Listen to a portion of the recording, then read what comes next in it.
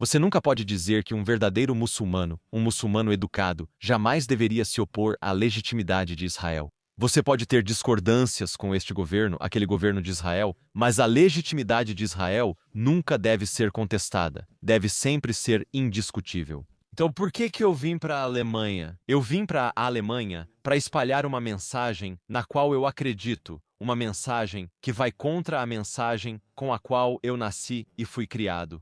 Deixe-me dar uma breve história de quem é Luai, algo bem simples. Então, ontem à noite eu completei 43 anos. Obrigado se você disser que não pareço ter 43 anos, espero que sim. Eu nasci, cresci e vivi toda a minha vida em uma bela cidade chamada Jeddah, na Arábia Saudita, em uma família muito mista. Meu pai é egípcio, minha mãe é saudita e algumas pessoas perguntam: como isso aconteceu? Minha mãe foi uma das primeiras sauditas a estudar quando mulheres não podiam. Então é importante saber disso. Mas no final dos anos 60 e tal, as mulheres não podiam estudar. Então, agora as coisas mudaram na Arábia Saudita, graças a Deus. Então minha mãe viajou para o Egito, foi estudar e conheceu meu pai. E eu sou o resultado disso. Como você pode ver, eu fui. Passei toda a minha educação na Arábia Saudita, fui para uma escola que era muito religiosa, fui para uma madrasa. Eu memorizei o Alcorão inteiro, 114 capítulos. Isso não é fácil para você saber, e fui doutrinado com muito ódio, só para você se sentir melhor. Se nem todos eram judeus, eu odiava primeiro os judeus, depois cristãos e, em terceiro, ateus, mas os judeus estavam no topo. E se você perguntasse ao jovem Louay por que odiava os judeus, porque achava ser o certo? É um mandamento de Deus odiar os judeus. E eu era muito fiel em fazer isso. Eu era muito fiel. Você conhece algum judeu? Não. Você tem amigos cristãos? Não. Mas por que odiamos? Porque seguia estudiosos que diziam que devíamos odiar judeus e cristãos. Deixe-me reafirmar, a Arábia Saudita mudou muito agora sob a liderança do amado príncipe herdeiro Mohammed bin Salman. Que Deus o abençoe.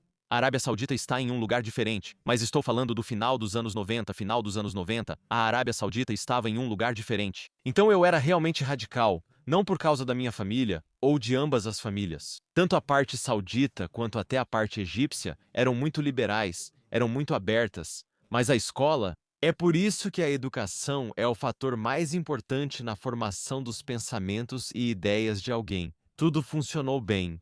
Fui estudar engenharia de software porque amo essa área. Se me colocarem em uma sala e pedirem para programar, vou simplesmente escrever códigos, sempre de forma honesta e direta. Fiz uma boa fortuna com engenharia de software, então trabalhei em diferentes empresas em Jeddah, Arábia Saudita. Muitas delas eram multinacionais, como a Siemens, companhia germano-saudita, como outras empresas que eram muito multinacionais. Mas trabalhei em uma empresa em que tive que aprender francês para conseguir algum tipo de, não promoções, mas mais oportunidades. Isso foi em 2010. Então, por uma conta simples, você pode saber que naquela época eu tinha 27 anos e a chance de aprender francês foi estudar em Paris, na França. E eu me inscrevi em algo chamado Programa de Hospedagem em Casa de Família. O que é um programa de hospedagem em casa de família?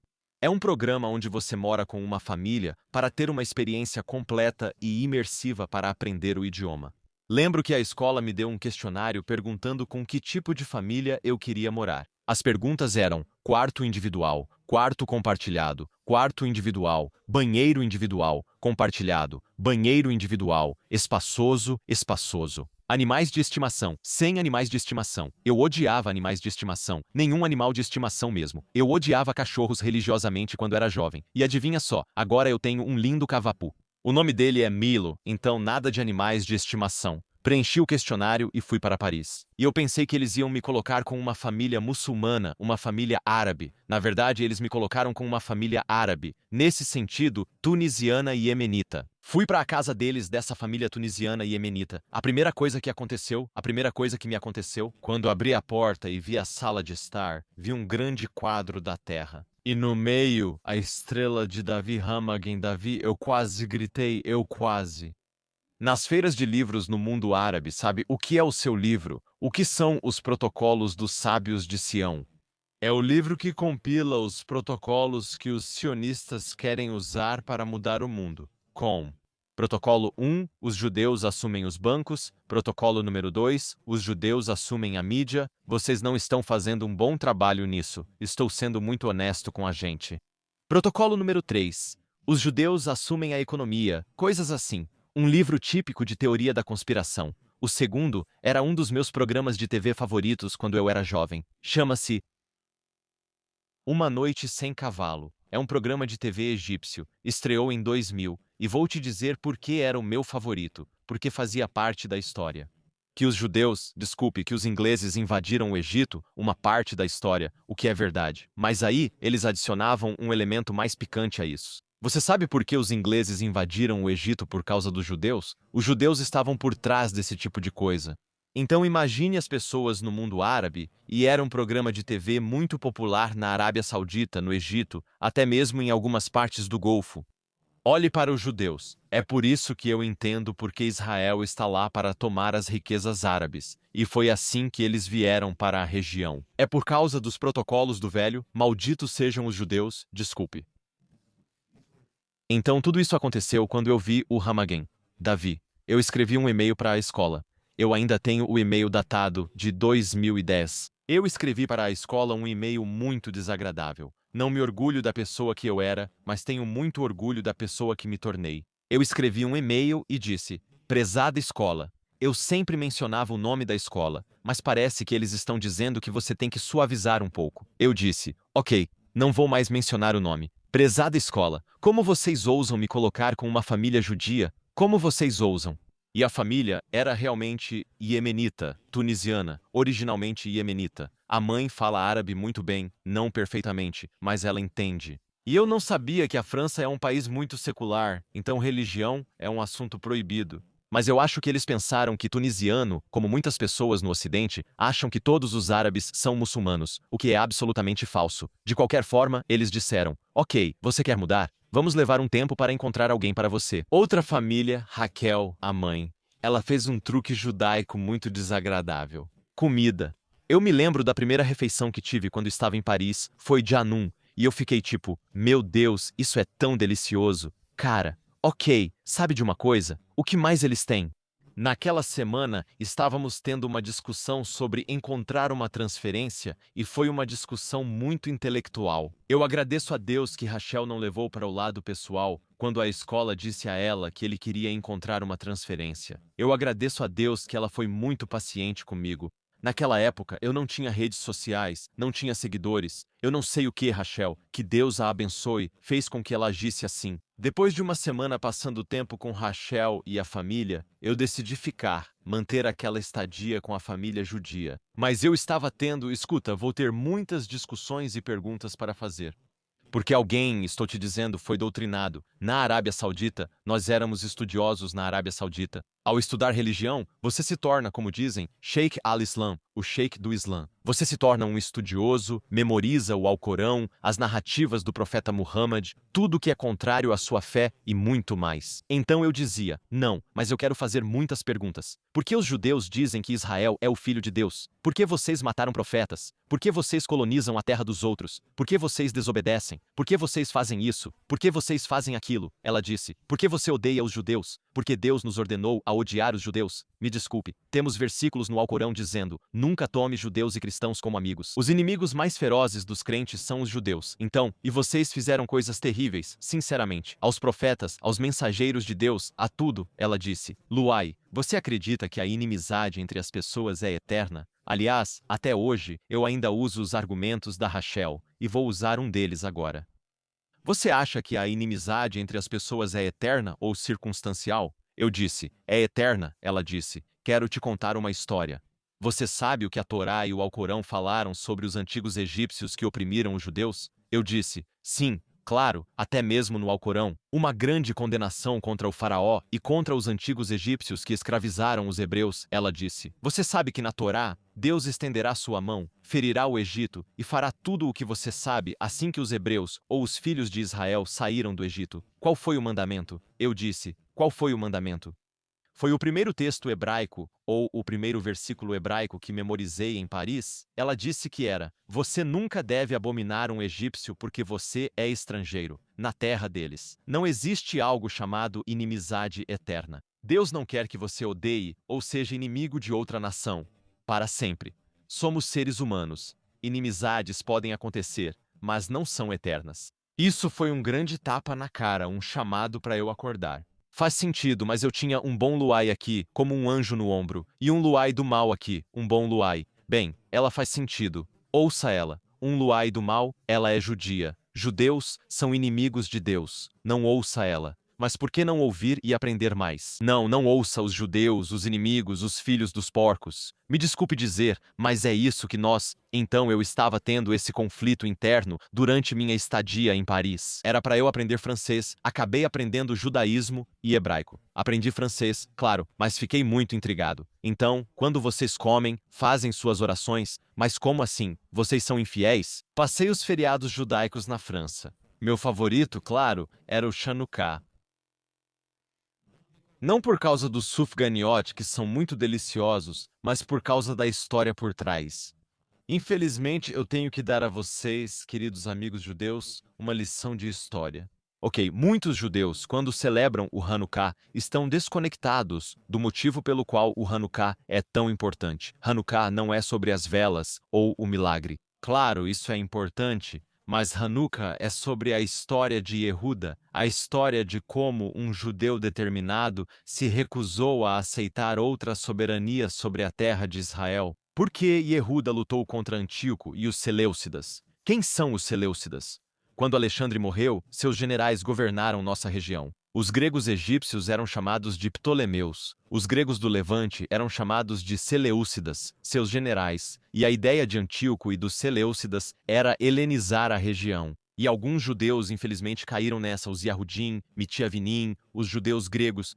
Por que não? Então vamos apenas Yehudá, Matatiahu e os Hasmoneus. Eles disseram: não, esta é a nossa terra, e nunca devemos permitir que alguém vandalize nosso local de adoração. O templo Beit HaMikdash, que chamamos em árabe de Beit al-Maqdis, e então vimos o chamado templo. Só imagine esse tipo de loucura.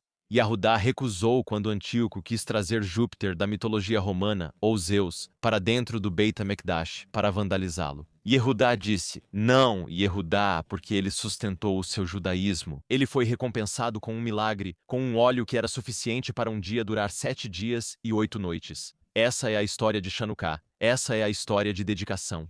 E então, como muçulmano, você aprende que os profetas em quem acredita, inclusive Jesus, que reconhecemos como profeta, celebraram Chanukah. Sabe por quê? Eu sempre digo aos meus amigos cristãos que é importante lembrar que Jesus era judeu e celebrava Chanukah. É algo importante porque Chanukah não é apenas um festival religioso, é um festival religioso e político. Não venha me falar sobre a última ceia, que é a Páscoa. Seder de Pesach, não me diga que é Sukkot. Não, não, não. Chanukah é muito importante e isso é uma lição. Aqueles que se dizem judeus não sionistas e celebram Chanukah, vocês não fazem sentido algum, com todo respeito, porque Chanukah é o festival judaico mais sionista que existe. Resumindo. Então eu passei muito tempo e aprendi muito, e voltei para a Arábia Saudita. Contei para minha mãe, que Deus a abençoe, sobre a experiência que vivi naquela época. Naquela época, a grande novidade na Arábia Saudita era o YouTube, e eu passava horas no YouTube pesquisando. Judaísmo 101 judeus em Israel, Arábia Saudita, Egito e no mundo árabe. Protocolos dos sábios de Sião. O que você comentou? O que fazemos? Horas, dia e noite. Minha mãe me disse: que Deus a abençoe. Você está fascinado com essa experiência. Vou te dar 2 meses e você vai voltar a ser o Salaf Louis que todos nós conhecíamos. Já se passaram 15 anos e contando. Sabe por quê? Porque depois de muita pesquisa descobri que mentiram para mim. Descobri a verdade, descobri os fatos. E é por isso. Se vocês acompanham minhas redes sociais, sigam, curtam, compartilhem e comentem no Instagram e no X. Quando posto vídeos, posto fatos. Eu não faço discurso de ódio, eu não odeio ninguém. Eu não odeio o povo palestino. Eu amo tanto os israelenses e amo os palestinos da mesma forma, mas sou contra o Hamas e os terroristas islamistas radicais. Sabe por quê? Porque, com todo o respeito, eu conheço eles muito melhor do que qualquer outra pessoa. Eu engoli o veneno deles, eu engoli a maldade deles e eu expulsei isso de mim. Quando você faz isso, você se torna invencível. Eu comecei minha carreira na mídia, na Arábia Saudita de 2012 até 2019, o Hashem, obrigado a Deus, foi uma carreira de sucesso. Eu ganhei 4 prêmios nacionais na Arábia Saudita.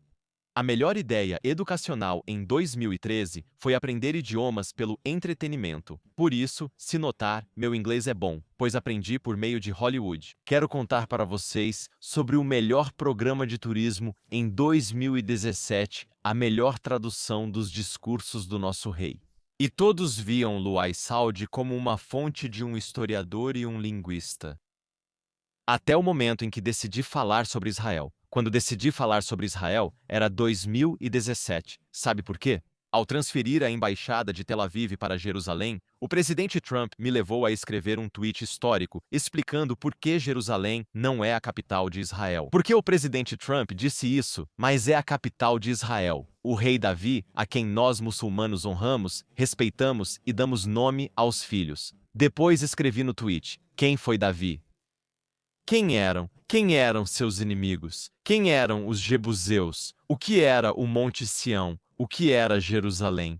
De forma bem científica, e eu escrevi esse tweet. Lembro que era uma sexta-feira, tirei um cochilo, acordei e aconteceu um desastre. A Al Jazeera pegou isso e me deu um título, o chefe dos sionistas árabes legitimando Israel, e eles me deram um título do qual eu tenho muito orgulho. Normalizador em árabe é mutabear você. O que é um normalizador? Uma pessoa que quer normalizar as relações entre árabes e israelenses? Como você ousa? Então, eu sou um normalizador orgulhoso.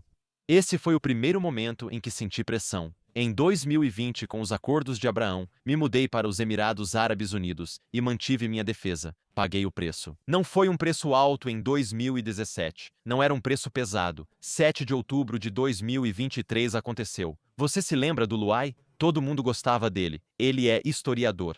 Eu fiz um programa de turismo que foi destaque no Melhor Saudita, o programa de TV saudita mais assistido. Chama-se MBC One, e eu recebi ligações. O príncipe herdeiro adorou o programa. Meu Deus, você está indo muito bem. Meu Deus, a maioria dos meus contatos na Arábia Saudita aconteceu por causa desse programa. Porque mesmo acreditando, ainda acredito que sou uma pessoa muito chata, que fala sobre fatos e conhecimento de uma forma muito... Eu fico na frente da câmera e explico. Quem eram os nabateus? Qual civilização viveu na Arábia Saudita? O que é isso? Acho chato, mas parece que as pessoas gostam. Baruch Hashem, graças a Deus. Então, eu fiquei tão famoso por causa desse programa, mas no momento em que comecei a falar sobre Israel, ninguém quer te ouvir. 7 de outubro de 2023, quando aconteceu, eu acordei naquela manhã e me fiz uma pergunta. Você realmente mudou? Você vai se manifestar? Sabe por quê? Eu não quero te chocar. A maioria, ou muitos no mundo árabe, estavam comemorando o 7 de outubro. Eles achavam que 7 de outubro era o fim, que estava próximo. Israel seria destruído. Vamos só acabar com isso. Israel está condenado, a supremacia judaica acabou. Olha o que o Hamas está fazendo. Todo mundo, eu me faço uma pergunta. Você tem muitas opções. Luai, você pode ficar em silêncio, pode se juntar à multidão. Vamos fazer isso ou você pode falar com a sua consciência. Você realmente mudou? Você disse que era um radical e mudou? Você realmente mudou? Eu disse, com certeza mudei. Então fale, condene o Hamas, defenda o direito de Israel existir como você sempre defendeu. Não se trata de defender um governo de Israel aqui ou ali, eu defendo a legitimidade de Israel.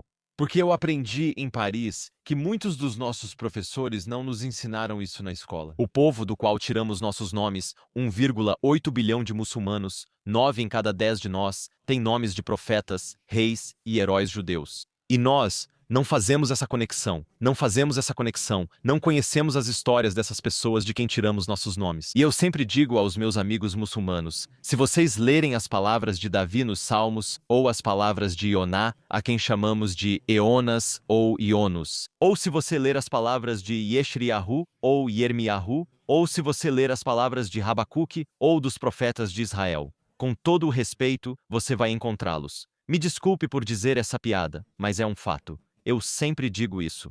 Você vai encontrar essas pessoas como liquidistas de direita. Vai encontrá-los tão apegados à terra de uma forma que você não consegue compreender. Eles lutariam contra você. Quando você diz que nunca existiu Israel, Israel existe. Minha avó é mais velha do que Israel. Não, sua avó não tem 3.000 anos. Eu não acredito na Bíblia. Você não precisa acreditar. Você acredita em arqueologia. Vamos falar de fatos arqueológicos. Deixe-me te contar sobre a estela de Mesa, deixe-me te contar sobre a estela de Merneptah, deixe-me te contar sobre a estela de Tel Dan, que mencionou a casa de Davi, ou como mencionei em um dos meus vídeos recentemente. A estela de Mesa, que está exposta no Museu da Jordânia, fala sobre um rei de Moabe chamado Mesa. Ele disse com orgulho que derrotou o rei de Israel, o rei Gurumri. Você não precisa acreditar na Bíblia, você precisa acreditar na arqueologia e na história. Eu não sei se a sua avó é mais velha do que a estela de Mesa. Você nunca pode afirmar que um muçulmano verdadeiro e instruído jamais deveria se opor à legitimidade de Israel. Você pode ter discordâncias com este governo, com aquele governo de Israel, mas a legitimidade de Israel nunca deve ser questionada, deve ser sempre indiscutível. Caso contrário, perde-se a legitimidade como muçulmano, pois você conhece os profetas que dão nome. Na Arábia Saudita, havia uma tendência entre todos, e tenho um amigo. O nome Daniel se tornou tão popular e um amigo meu disse: "Ei, eu dei esse nome, eu dei o nome Daniel para o meu filho." Você sabe quem foi Daniel, certo? Eu sei, um profeta. O que significa o nome Daniel? Em árabe, não, significa Dan-El, Deus julga. E eu quero te decepcionar, meu querido irmão. Vamos lá, não me diga agora. Ele também era israelita, e claro, ele era um israelita. Ele era da tribo de Judá. Ele foi um dos profetas exilados e escreveu seu próprio livro em aramaico. E quero te dizer, ele encorajou seu povo a retornar à terra de Sião. Não, isso é verdade. Você tem esse nome, seus filhos. Seu filho tem o nome desse profeta, mas sabemos que ele é um profeta. Não me faça entrar nos detalhes. Ele é um profeta, e pronto. Quero te dizer. Alhamdulillah, eu tenho um filho. Eu o chamei de Daúde. Daúde, isso é ótimo. Qual é o seu problema com Israel? De novo? Meu problema é que, Habibi, Jerusalém é a capital da Palestina. Meu amigo, seu filho tem o nome do próprio rei que proclamou Jerusalém como capital de Israel. Eu tenho um amigo que é tão anti-Israel, e o nome dele, eu sempre digo, o nome dele é Yunus. Eu o adoro, ele é um cara ótimo, mas você sabe que a pessoa de quem ele tirou o nome é Iona.